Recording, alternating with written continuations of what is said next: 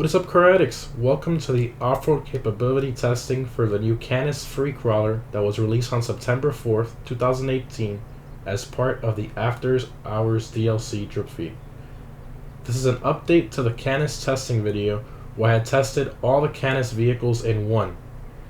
I will leave the link to a playlist down below in the pinned comment where you will find all the other vehicles I have done already so that you can compare.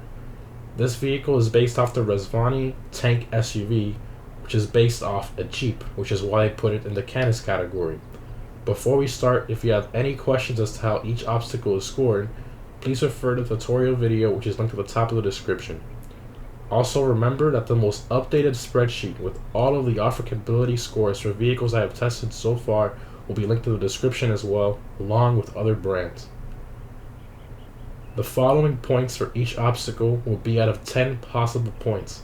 Again, if you have any questions as to how each obstacle is scored in full detail, please refer to the tutorial video which is linked at the top of the description.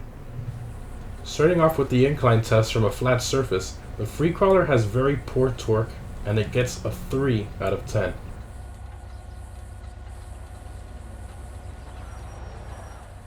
In stage 2 of the test, where it started at an angled position, it gets a 4 out of 10.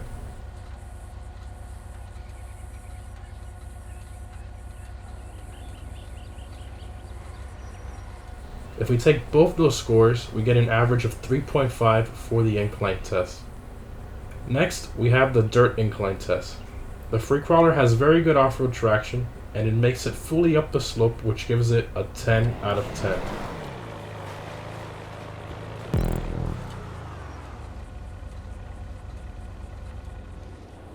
Dirt braking is very good. It stops before the markers and it gets a 10 out of 10.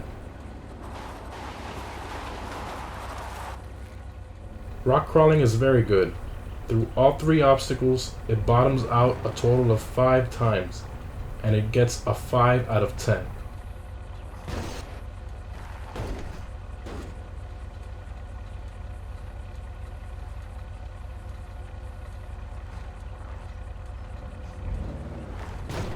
In stage 2 of this test, which is subjectively scored, it's very good but not the best, and the slight glitchy wheel knocks it down to an 8 out of 10.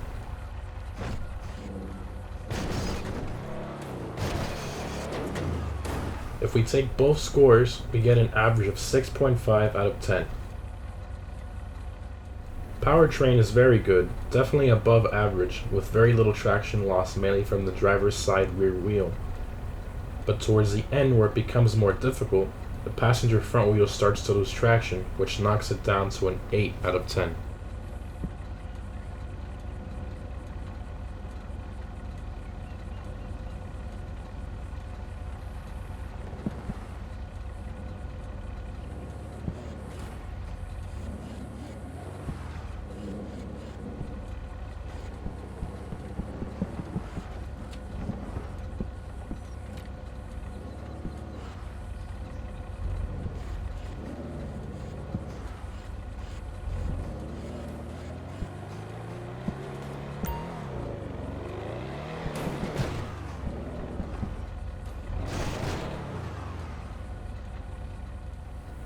Next up, we have the bumper clearance.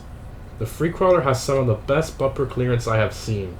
It does not scrape at all, and it gets a 10 out of 10.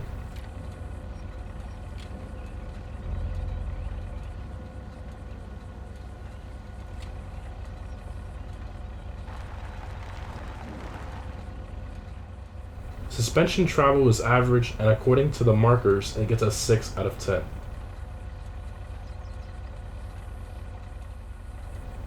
High-speed stability is excellent, but it's no Sand King, and it gets a 9 out of 10.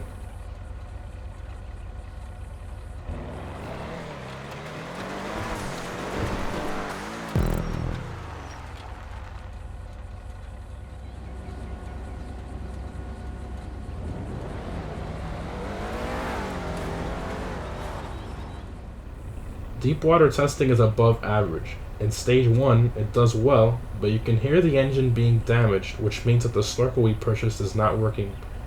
But nonetheless, it makes it across and gets a 10 out of 10.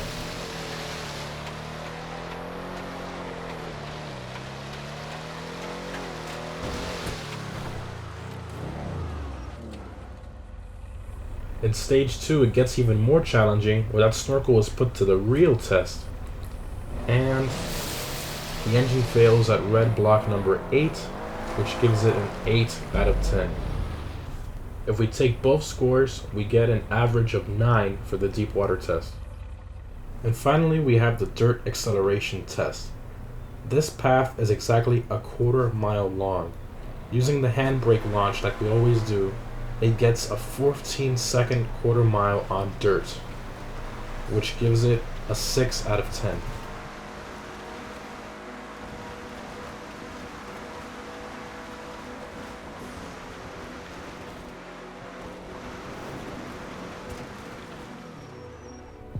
Add it all together, and the off-road capability score is 78 out of 100. That places it in second place out of all the Canis vehicles only, right behind the Camacho, which the Camacho completely obliterates it for a lot less money. Now if we compare it to all the off-road vehicles I have tested so far, keep in mind that this will change as I test more manufacturers and newer cars release, but just so you have a rough idea of what I've tested so far, for the off-road class only, its score places it in 10th place.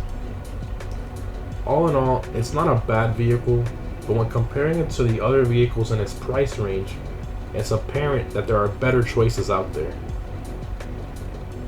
Well, that's it guys, I hope you enjoyed the video. Again, if you'd like to see the other videos on the other vehicles I've tested so far, I will link the playlist down below, as well as a spreadsheet which will contain the most updated breakdown and scores for all the vehicles in one place.